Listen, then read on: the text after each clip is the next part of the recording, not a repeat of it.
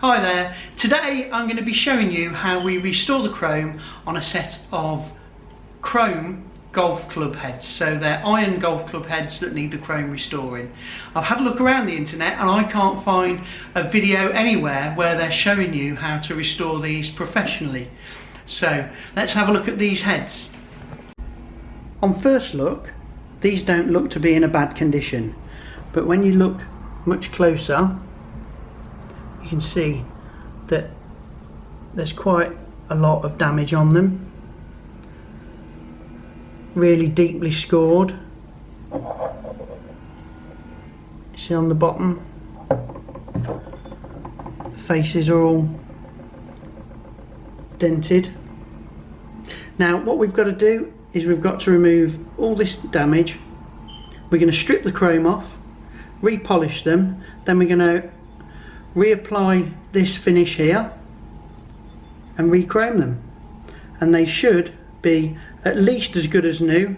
I'm hoping that the chrome is even better than new, so these will look absolutely fabulous when we finish them.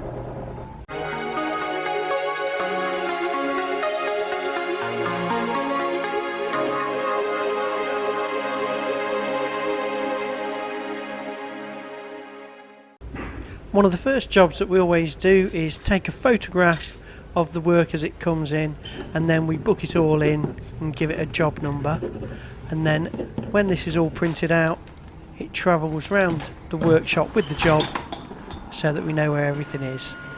Before we can strip the chrome off, we've got to take the paint off that's in those recesses. That's what's happening here. After it's been in there long enough to remove the paint, then we're going to move on to the stripping. After they've been wired up on copper wires or hooks in this case, then we put them in a tank of sulfuric acid and some other things, and we reverse the process and we're actually plating the paint off, the opposite of plating it on. When it's had long enough in here, it's time for them to come out. A good swill.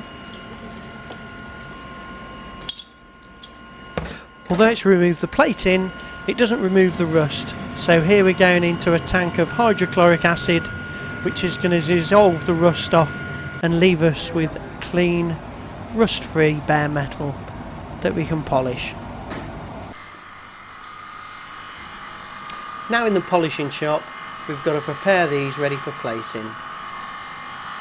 Using abrasives, the first operation is where we're going to remove all of those gouges and scrape marks and all those sort of things you saw originally. So we've got to get to the bottom of those, and once we've done that we can then actually start trying to make them shiny.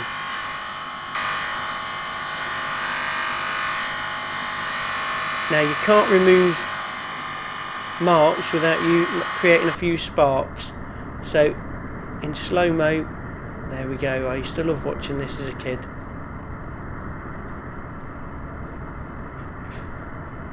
Used to be mesmerised by my dad's factory.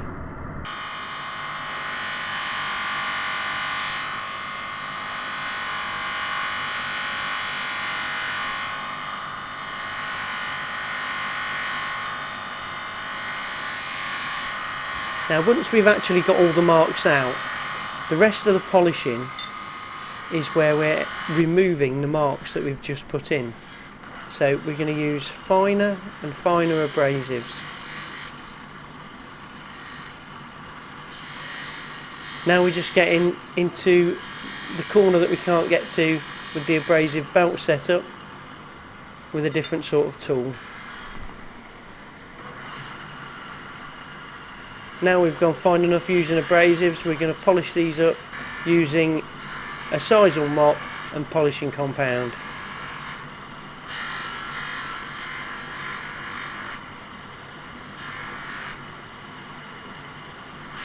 It's difficult to see from the video, but it's surprising how much weight is actually being applied here to get the steel to shine up. It's not just being touched on the mop, you're really leaning into it.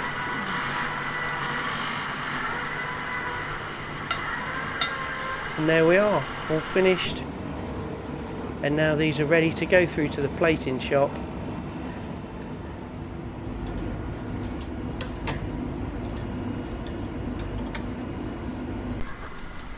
Now we're in the plating shop.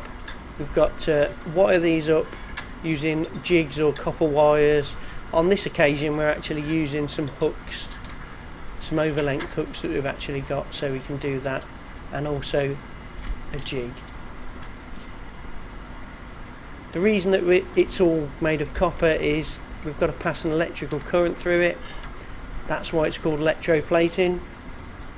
So it's the electrical current that makes the coating form on the item. If you can't get a current to it, it's not going to plate.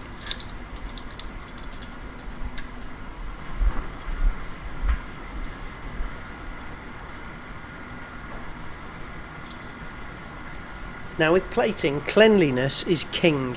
Everything has to be superbly clean. So this is just a hot soapy cleaner, and after it's been through that cleaner it then goes into this tank. Now we're going to pass a current through it, and the reason for doing that is any oxides that have formed on the surface of the metal, even in the few minutes since it's been polished, need to be removed.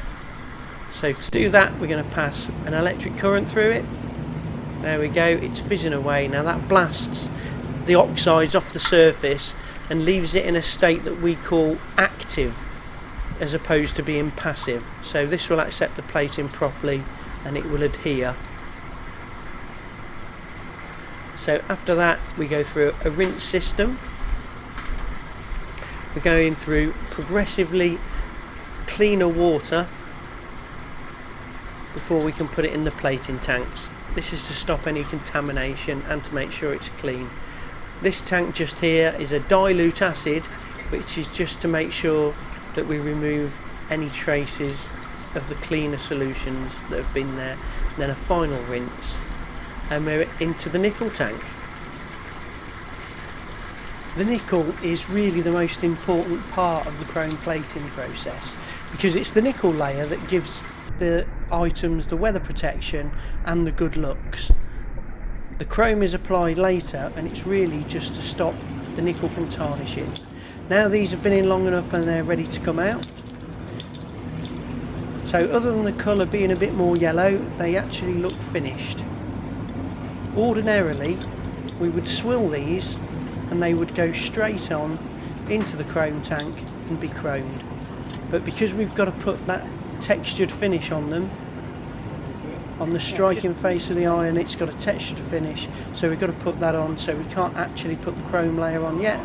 We've just got to do some more work to it before we can get that far. Now they're just being hung up so the water can dry off.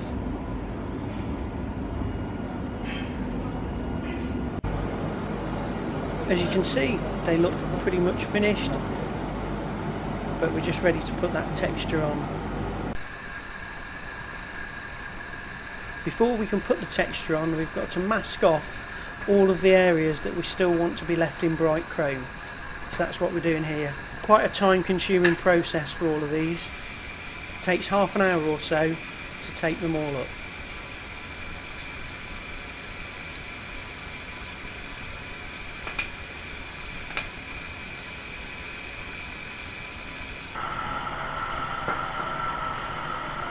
And there we go, all done, ready for the next process.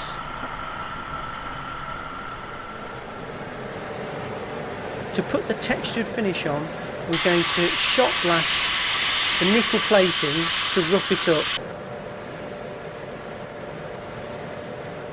You have to make sure you do it evenly, and there we go, there's the first one finished. After they've all been shot blasted, it's time to remove the masking tape, and I've got to ensure that there's no sticky residue at all left on these, because any residue will stop the chrome from going on there.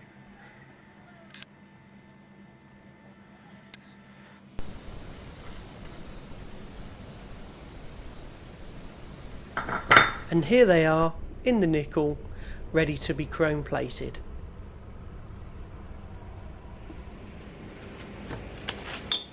Back into the plating shop again, and we've got to wire them up exactly the same way that we did before, and it's through the same cleaning process. And through all the same tanks, exactly as we cleaned them before. And now we're heading into the chrome tank.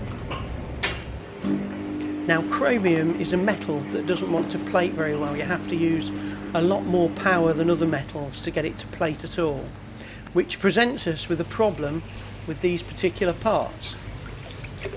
When we put that texture on the striking surface of these golf irons, it increased the surface area, which means it needs a lot more power to get it to plate. And what that causes is for the bright areas to burn, and that's why there's that grey colour on them. Now we've got to remove this grey colour from the edges, because obviously it doesn't look very good. To remove the chrome burn, it's back into the polishing shop again, and then we're going to polish off this grey chrome burn. Now the trick is to be able to do it without polishing through the chrome layer to the nickel underneath. As with all the polishing and with all the plating so far, this is all quite a highly skilled job, and it's deceptively more difficult than it looks. And there we go, all finished. The only thing left to do is to apply paint to the lettered areas. So we run paint into the recessed area, and then all we have to do is wipe the excess off.